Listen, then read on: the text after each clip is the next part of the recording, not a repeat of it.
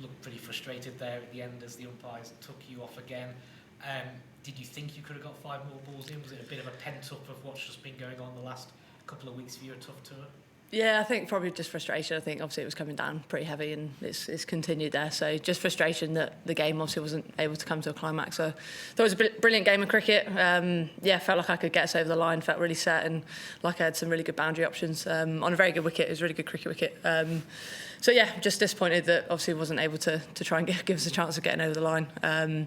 Given the crowd, I think the finish they deserve. It was an awesome crowd, really good atmosphere tonight, and you could hear the frustration, I guess, from the fans that we were going off and the game wasn't able to reach its conclusion. But it was just frustration at the situation, not the umpires at all. It was the right decision to take us off. When you came back on from the first break and Megan got those couple of wickets, I think your requirement blew out to about 84 or 30 odd balls. Did you still really think at that point you were in the game? 100%, yeah. I think the way we batted, we knew it was going to be tough and a lot had to go our way, but we felt like it was an amazing wicket that you could score boundaries. So, I actually felt like the outfield got a bit slower. It felt really quick for them. I guess that first rain delay, we were going really nicely, weren't we? Probably just stalled our momentum a little bit, allowed the Aussies to regroup. But I'm really proud of the way we fought in that chase. I thought, we showed some brilliant skill level, brilliant intent, brilliant fighting spirit to obviously try and get us over the line, led by Danny in particular, the way she started. Obviously frustrated that we weren't able to do it. How do you rate that performance amongst all the games this series? Is that the number one? I think it's probably our best batting performance. I guess as a batting group, we've been disappointed that we haven't showed off our best cricket, I think. And I think tonight was certainly our best as a batting group, led brilliantly by Danny and Dunks, who's been brilliant in 2 games that she's played in this T20 series. Certainly with the bat, it was our best performance, I think. What do you need to still work on going into the last T20 and the Test match? Yeah, I think probably the last T20, I guess, probably at the death, we've let them get away a little bit, let them get that sort of extra 15 runs that have in a close game like this is really important. So, just a little bit of execution. I think the Australians have played really nicely against us. T-Mac in particular, she's had brilliant intent and she's really hard to set field to the areas that she hits. Just a little bit of execution at the back end and tidy up a few bits and then there's sort of 15 less and you're winning the game. At the toss, you mentioned when you see a bit of mongrel, a bit of fight from England. Yeah. What does that mean? What were you hoping to see? Oh, just a bit of response, I guess. Trying to bring our best cricket and try and just free up. And Courtney Winford-Hill did a brilliant speech in the huddle for us today, talking about getting off the lead and being really free and expressing ourselves and showing that bit of mongrel, I guess. So, I certainly wanted us to do that. And I thought we did it brilliantly with the bat, like that fight and determination to try and get us as close as we did. And, ultimately, we obviously didn't have the chance to finish the game off. But, certainly proud of the way the girls fought today, for sure. There's been quite a lot of commentary about the team from the UK, particularly in the last few days. Have you taken note of any of that? Are you conscious of what's being said and sort of maybe how the team is being viewed right now?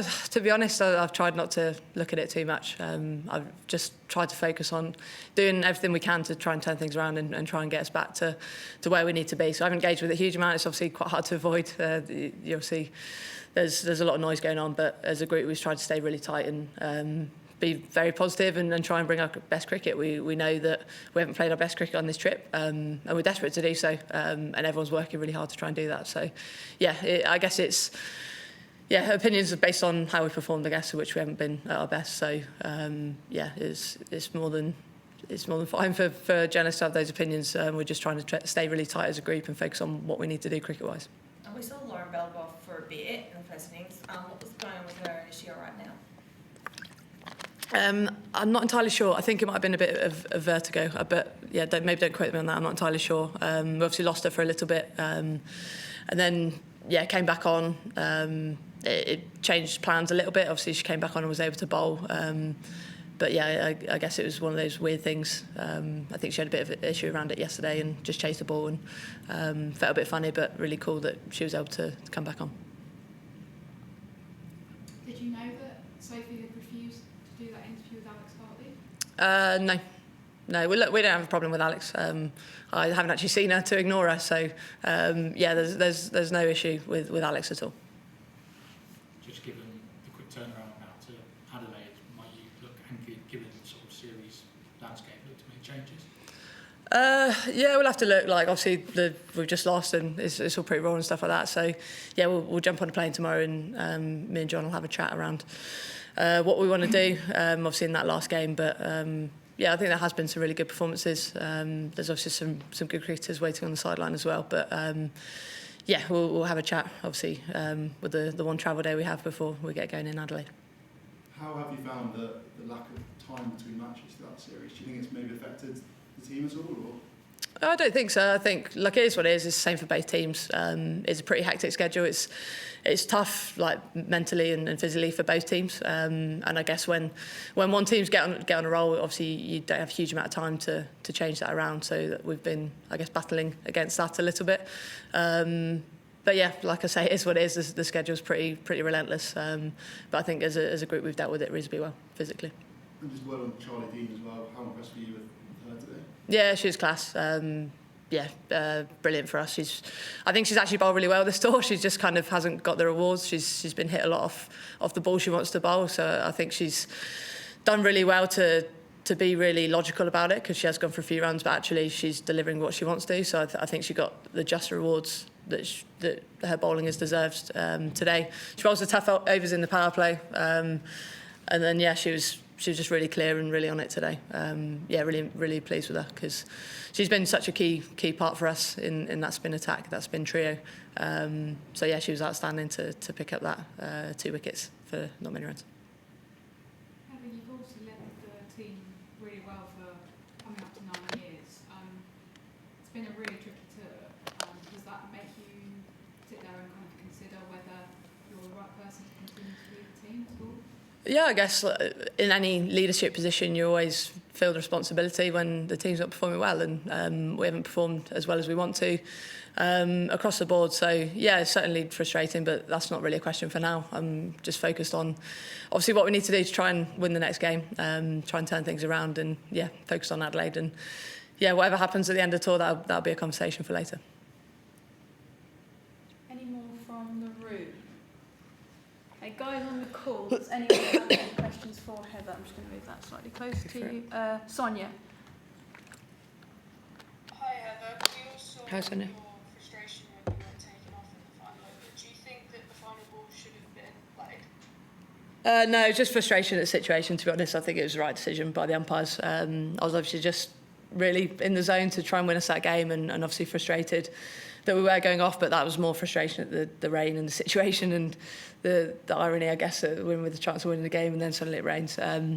So yeah, it wasn't at the umpires at all. It was pretty wet out there, even when we were running twos. Like it felt pretty slippy, to be honest. It was quite hard to attack those twos.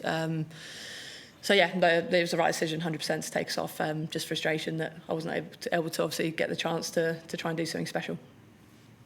And what were your thoughts earlier when Danny and Maya started running off from the field only to be back from the umpires after a lightning strike? Yeah, I'm not really sure what happened there. I'll have to ask Danny, but yeah, I laughed her actually. It was just quite funny that they just sort of ran off, and I assumed the umpires had told them, but they obviously hadn't. So yeah, it was quite funny. I think having played in South Africa recently, whenever lightning was in the vicinity of about 20k, we were taken off. So I guess it was kind of, there's lightning, we must go off, as we've done that very recently in South Africa. So yeah, I'll have to ask Danny and Bush what the reason was, but yeah, it was quite comical actually. And lastly from me, just quickly, is it slightly frustrating that the rules around lightning wouldn't be the same, sort of, as you mentioned, in South Africa you went off, and here it just seemed different? Not really. I think it was more frustrating in South Africa, to be honest. Like there was times where lightning was 18k away. Apparently, I don't know how they worked it out, but it felt like we should have been playing cricket there. So yeah, I can't complain now, to be honest. I think I'd much rather, unless it's literally hitting the ground, I think I'd much rather play cricket, and yeah, the fans come in want to watch cricket, so I think it's important as much as you can to play on when you can, as long as it's safe, I guess. Thanks. Thanks, Sonia. Andrew. Hi, what made this evening? Obviously, just interested in what Courtney was saying beforehand. saying you're calling for a bit more mongrel, because obviously your mantra over the last couple of years has been about inspire and entertain, and you know, it's recent, obviously, it's something on this tour.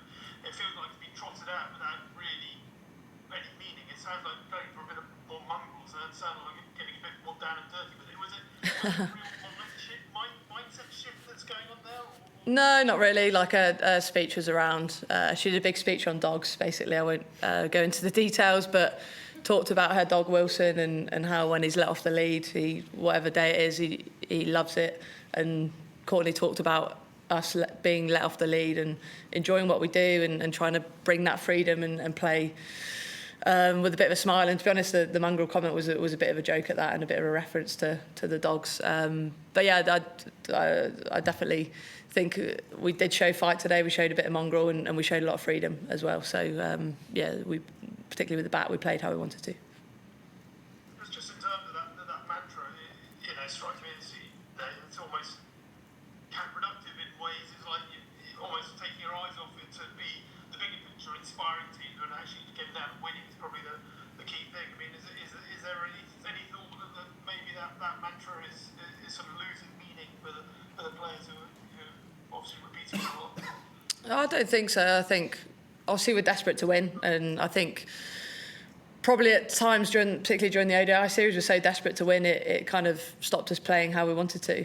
Particularly that second ODI, we probably didn't play with enough freedom. We weren't brave enough.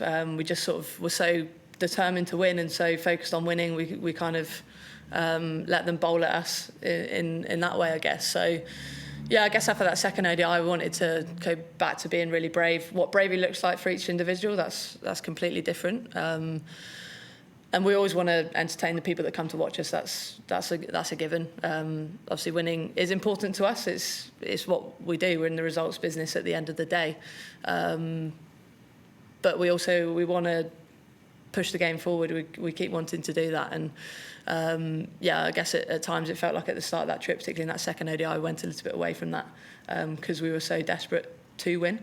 So yeah, I've kind of gone round the houses a little bit there, but no, I think it's still a mantra that is really important to this team and something we want to do. We're always at our best when we're trying to take the game on and enjoy it.